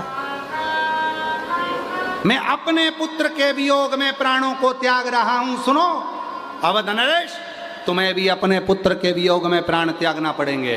दशरथ जी ने आकर मिठाई बंटवाई। मेरे यहाँ तो बच्चे का चांस ही नहीं था। अब संत बोले हैं कि पुत्र के वियोग में प्राण त्यागोगे मतलब बच्चा तो होगा, संतान तो होगी, निश्चित है। बंटवाओ जरा मिठाई बंटवाओ। भले मर जाऊंगा पर लोग ये तो नहीं कहेंगे ना कि औलाद नहीं थी। वो संत ने कहा मैं पुत्र के वियोग में प्राण त्याग रहा हूं, तो तुम्हें भी पुत्र के वियोग में प्राण त्यागना पड़ेगा। मिठाई बंटवा, पूरे अयोध्या में मिठाई बंटवा। तो लोगों ने पूछा मिठाई किस बात की है? तो क्या आज श्राप लगा है? और कितनी सुंदर बात है बाबा जी, कितनी सुंदर बात है। जब कोई गाली दे, अपशब्द कहे, ताना दे, समझ लेना कि तुम्हारी उन्नति की सीढ़ी पे तुम चढ़ चुके हो। चढ़ चुके। दशरथ जी ने कहा मिठाई बंटवाओ, सब दूर। और सब दूर मिठाइयाँ बटी, सब।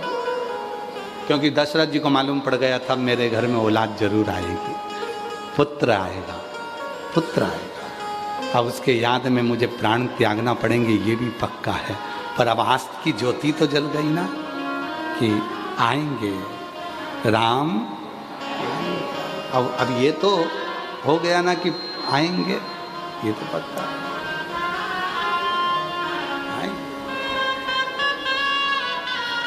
और आए भगवान श्री राम आए, जिनके वियोग में दशरथ जी के प्राण गए। प्राण। तो कोई अगर तुमको कुछ कह रहा है, तारकासुर ने मांगा मेरे को 7 दिन का बालक मारे भगवान शिव जी का, तो मैंने कहा ठीक है ये भी चलेगा, कोई दिक्कत वाली बात नहीं, टेंशन मत लो। आजकल की औलादें तो एक्सपर्ट पैदा हो रही है।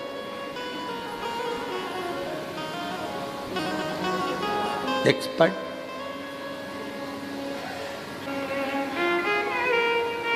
शिव कथा कह रही है।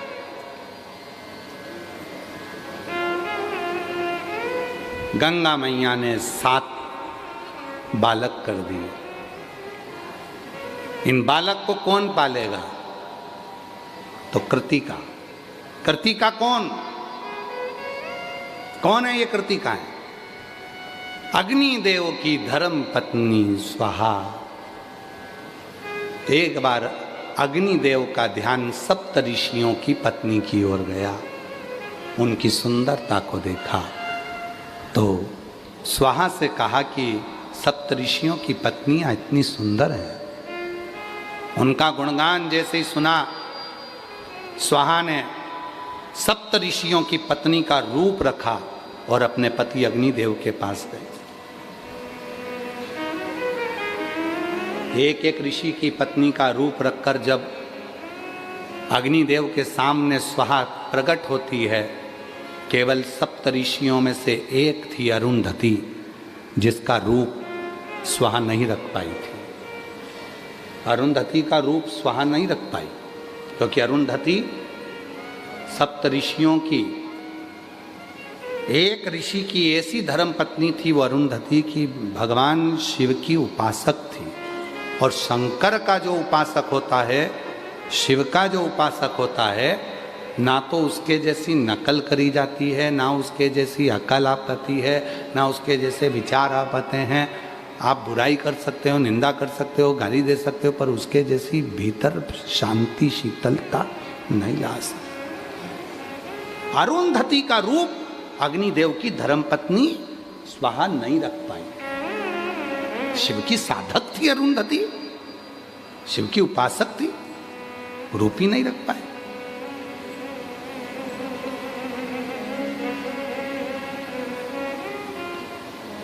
अब उसको चाहे, वो कहते हैं ना कि एक महाराज जी गांव में आए और गांव में आकर उन्होंने कहा, भैया हमको यहाँ कथा करना है, व्यवस्था करो, व्यवस्था करो, हमको कथा करना है। अब गांव के लोगों ने कहा कथा होती है? कहना हाँ। कैसी होती है? कहने लगे हम बोलेंगे, तुम सुनना। तो कि उसके लिए व्यवस्था क्या चाहिए? तो कि बैठने की व्यवस्था करो। सरपंच साहब ने पूरे गांव में सूचना करवा दी, पंडित जी आए, कथा करेंगे, आओ। उन्होंने बिछात करी, सब बैठ गए। 3 घंटे की कथा थी, 1.5 घंटे में सब भग गए। 3 घंटे की कथा में 1.5 घंटे में सब भग गए। अकेले सरपंच साहब बैठे थे, अकेले।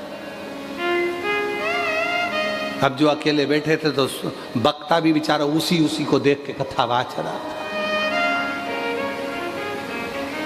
कथा पूरी हो गई।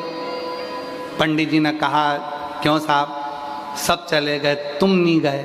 कि चला तो मैं कब का जाता, पर मेरी धोती पे तो तुम बैठे थे। नीचे जो बिछी थी वो सरपंच साहब ने अपनी धोती बिछा रखी थी, और उसी धोती पे पंडित जी बैठे थे। चला तो मैं कब का जाता, पर धोती के चक्कर में बैठे थे, धोती के चक्कर। बाबा जी, कई लोग हमने कथा में देखा, पंडालों में कई लोग कथा सुनने के लिए आगे आगे जगह संभाल के बैठ जाते। क्यों? कैमरे में आएंगे, कैमरे में आएंगे, कैमरे में। अरे क्या सोचना, उसकी निगाह में रहना, उसकी निगाह। वो हमारे रविंद्र जी एक वो धुन बजाते ना, निगाह में रहने वाली हमारा, अपनी निगाह हमें रखना, सीखें हमने एक राह पर चलना, अपनी पनाह हमें रखना, सीखें हमने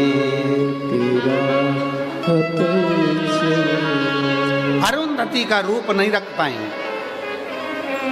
अग्निदेव की धर्मपत्नी स्वाहा जब अरुंधति का रूप ना रखी तो अग्निदेव ने 6 रूप को देखा। उसी समय पर अग्नि देवता ने कह दिया, स्वाहा ये तुम्हारे 6 रूप कृतिकाओं के रूप में संसार में पूजाएंगे। ये कृतिकाएं बनकर रहेंगी और ये कृतिका के रूप में वो 6 स्वरूप रहे, अरुंधति का रूप नहीं रख पाई। गंगा जी को मालूम था कि ये शिवजी के तेज को, शिवजी के इन पुत्र को केवल कोई संभाल सकती हैं, तो वो 6 जो अग्निदेव की धर्मपत्नी स्वाहा ने जो कृतिका का रूप रखा था वो संभाल सकती, वो कृतिका। और कृतिकाओं ने बच्चों को संभाला, विचार करा ये अलग अलग हैं तो 6 को एक कर दिया। 6 के मुख थे, 6 मुख से वो स्तनपान करता, मुस्कुराता। 7 दिन का बालक, तारकासुर ने उपद्रव मचा दिया। इतना उपद्रव तारकासुर ने करा। तारकासुर जब देखा कोई साधारण था तारका। महाराज भजन एक ही था तारकासुर का कि शिव के पुत्र मुझे मारे। तारकासुर ने उपद्रव मचाना प्रारंभ करा और भगवान शंकर के 7 दिन के पुत्र श्री षडानंद कार्तिकाओं ने जिसको पाला तो उसका नाम कार्तिकेय हो गया। उन कार्तिकेय बाबा जब तारकासुर को मारने गए तो पार्वती जी ने गोदी में लेकर कहा, पुत्र, ए पुत्र, तुम इस तारकासुर को तो मारना पर इसके हृदय में बाण ना लगे, क्योंकि हृदय में शिव बसा हुआ है, हृदय में शंकर है। और जिसके दिल में शिव होता है ना, कभी उसको कोई अपशब्द ना कहे, ताना ना दे, आड़ा टेढ़ा ना। सताओ ना हमें लोगों, हमें दिल की बीमारी। सताओ ना हमें लोगों, हमें दिल की बीमारी। हमारा वेद दुनिया में वो डमरू धारी है। हमारा वेद दुनिया में वो डमरू धारी। हमें सताना नहीं है शिव के भक्त को, कुछ कहना नहीं, इसको मारना पर कुछ कहना नहीं, कुछ ना बोले,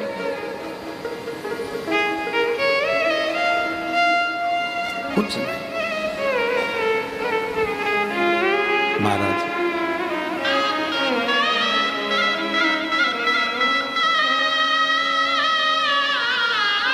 और उस पर चित्त गया। षडानंद कार्तिकेय जी ने मारा तारकासुर को, 7 दिन की अवस्था में मार दिया। 7 दिन की शिव पुराण भी हमारे भीतर के ना जाने कितने असुरों को मार देती है। आसक्ति, काम, लोभ, वासना, तृष्णा, कितने कितने असुर हैं। और सबसे भारी असुर है अपने अहम, अपना अहम। कथा को सुनने के बाद इस असुर का अंत होना चाहिए, इस असुर का अंत होना चाहिए। और जब यह असुर समाप्त हो जाता है तो शिव ही भीतर प्रवेश कर जाता है, शिव। और फिर कुछ दूसरा ठीक लगता ही नहीं, फिर कुछ अच्छा नहीं लगता, केवल शिव ही अच्छा लगता है, शिव ही, शंकर के सिवा कुछ। और शिव के सिवा कहीं भी, शिव के सिवा, इसके सिवा कुछ अच्छा लगेगा ही नहीं। वरना पड़ेगा तुझे आंसू बहाना, वरना पड़ेगा तुझे आंसू बहाना। शिव के सिवा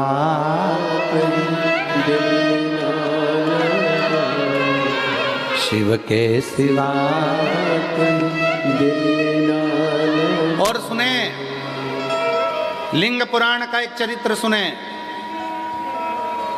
एक शिव भक्त अपने प्राणों को त्यागा जा रहा था, यम के दूत उसको पकड़ लिए, कहा इसको तो नरक भोगना पड़ेगा। शिव के भक्त अपनी अड़भंगा में ले जा रहा था, इसको तो नरक भोगना पड़ेगा, इसने झूठ बोला, प्रपंच करा, छल करा, बेईमानी करी, कपट करा, सब कुछ करा, नरक भोगना है इसको। शिव का भक्त जा रहा था, वो बिल्कुल नहीं सोच रहा था, चले जा रहा। सामने आ गई बैतरणी, एक ऐसी नदी रक्तपीप से भरी पड़ी, उसको पार करना बड़ा कठिन है। जो दान करा होता है उसी से पार होते हैं। आपने क्या दान करा वो वहां मिलेगा बैतरणी पर। एक कथा आती है, एक बुढ़िया थी, जिंदगी में कभी उसने कुछ नहीं दान करा था, कभी नहीं दान करा कुछ भी। एक दिन बैठ के वो दरवाजे के बाहर बैठी थी, छोटा सा घर था, बाहर बैठी थी अकेली, गाजर खा रही थी।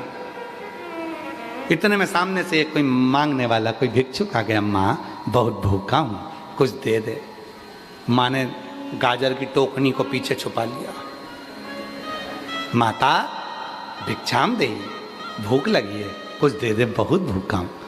माता ने देखा कि ये तो मेरी गाजर को ही देखे जा रहा। माँ ने दान नहीं दिया। फिर कहा माँ बहुत भूखा हूं।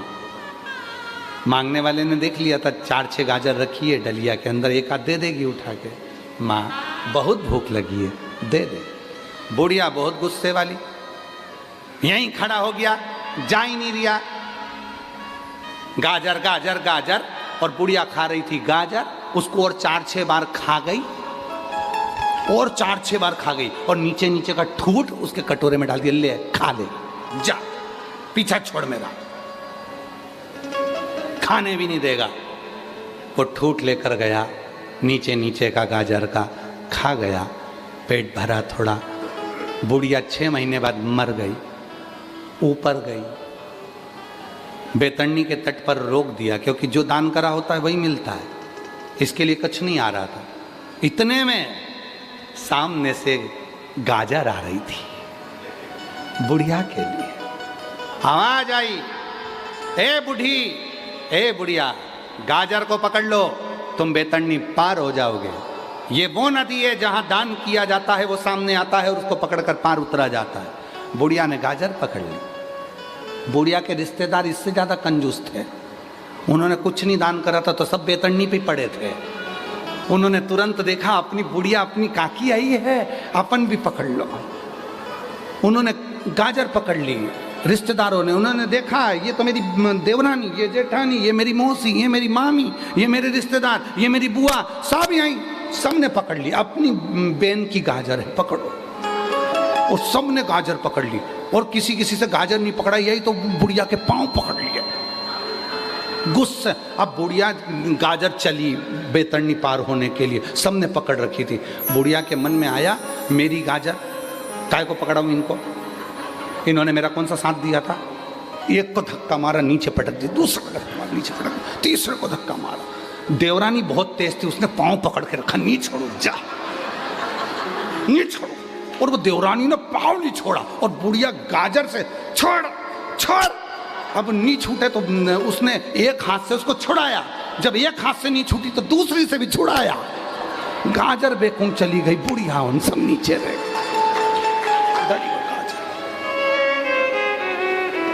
इसलिए सारी समस्या का हल एक लोटा जल। तुम जो शिव जी को एक लोटा जल चढ़ा रही हो, बैतरणी का रास्ता तुमको नहीं देखना पड़ेगा, तुम्हें गंदी नदी नहीं मिलेगी। तुम्हारे लिए तो जो एक लोटा जल दिया है, उसकी पवित्र नदी गंगा बहकर आएगी और तुम्हें पार कर देगी। जो तुमने धर्म करा, जो तुमने दान करा, जो तुमने पुण्य करा, सत्कर्म करा, वो सामने है, सम्मुख आएगा, वो सामने है।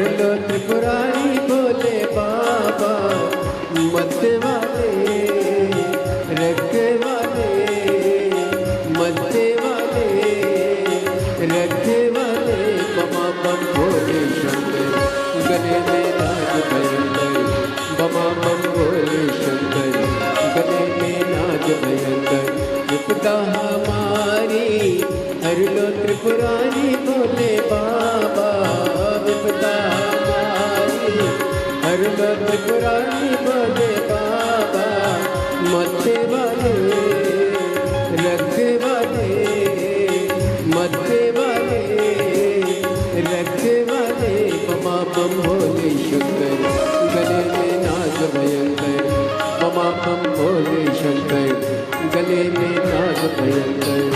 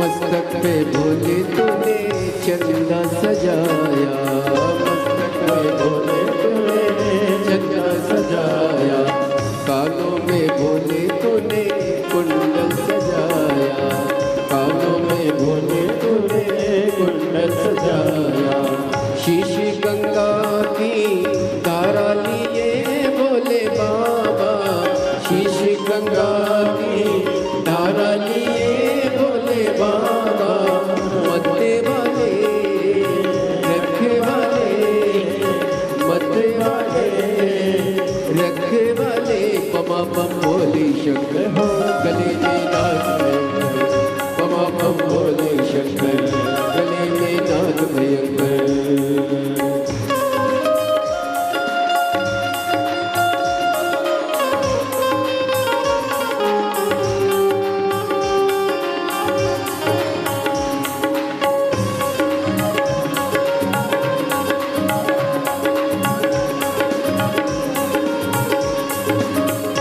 बाहर वाले भी दोनों हाथों से बड़े प्रेम के साथ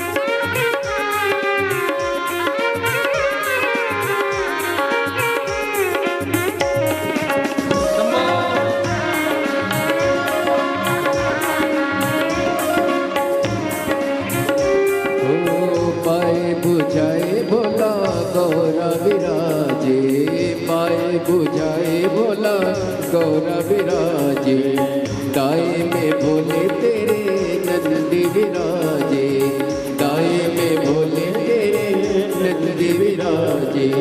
टुकड़े मिटाए तुमने भक्तों के रखवाले, टुकड़े मिटाए तुमने भक्तों के रखवाले, मथे वाले रखवाले, मथे वाले रखवाले। ममा बम भोले शंकर गले में नाग भयंकर, ममा बम भोले शंकर गले में नाग भयंकर, ममा बम भोले शंकर गले में नाग भयंकर, ममा बम भोले गले में नाग भयंकर, ममा बम भोले शंकर गले में नाग भयंकर, ममा बम भोले शंकर गले में नाग भयंकर, ममा बम भोले शंकर गले में नाग भयंकर।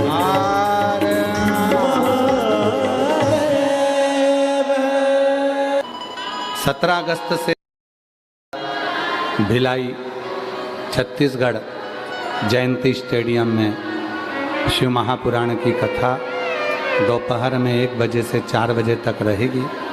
आप और हम सभी कथा के लाभ लेंगे, अपने जीवन को धन्य बनाएंगे। छत्तीसगढ़ के सभी रहवासियों को बहुत बहुत बधाई देता हूँ। जो श्रावण महीने की विराम की कथा आपके छत्तीसगढ़ जयंती स्टेडियम भिलाई में होने जा रही है, अपने जीवन को धन्य बनाएं, सार्थक करें। बार बार ये मौका नहीं मिलता बाबा की कथा में पहुंचकर अपने मन की बात कहकर अपनी झोली को खुशियों से भरें।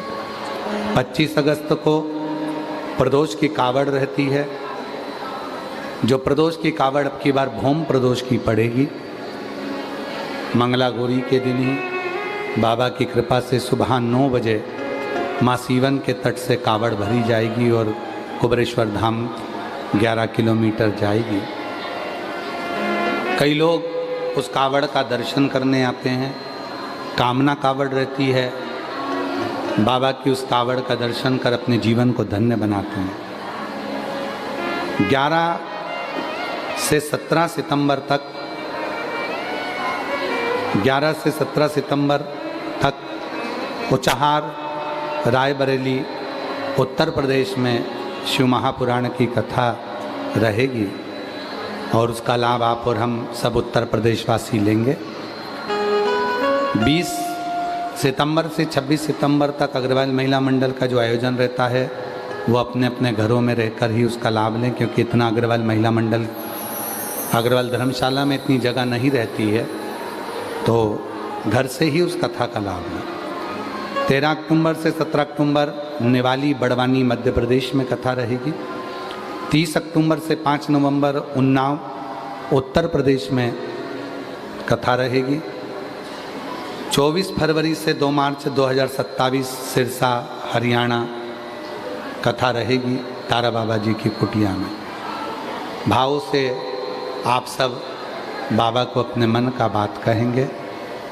बहुत जल्दी जल्दी नहीं बोलते हुए आराम आराम से बोलना, प्रार्थना करना, विनय करना, निवेदन करना।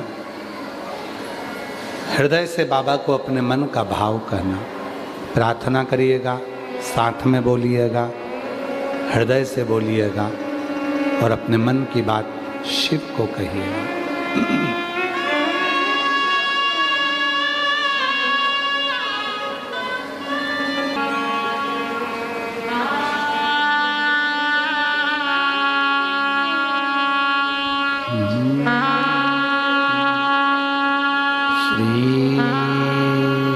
शिवाय नमस्तु। श्री शिवाय नमस्तु। श्री शिवाय नमस्तु। श्री शिवाय नमस्तु। श्री शिवाय नमस्तु भोला सब दुख काटो ओ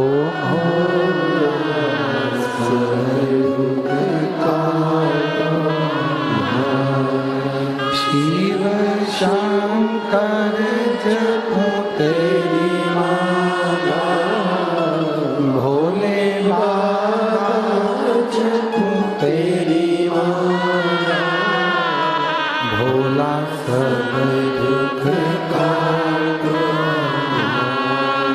ओ भोला सब दुख काटो देश है मंगल देश है मंगल शमशान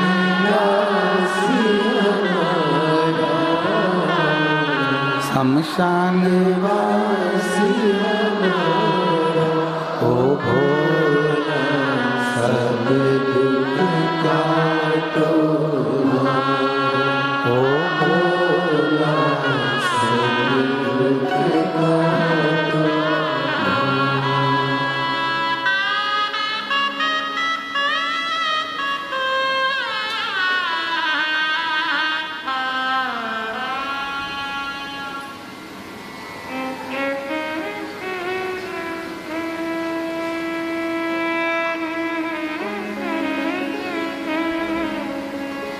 बाबा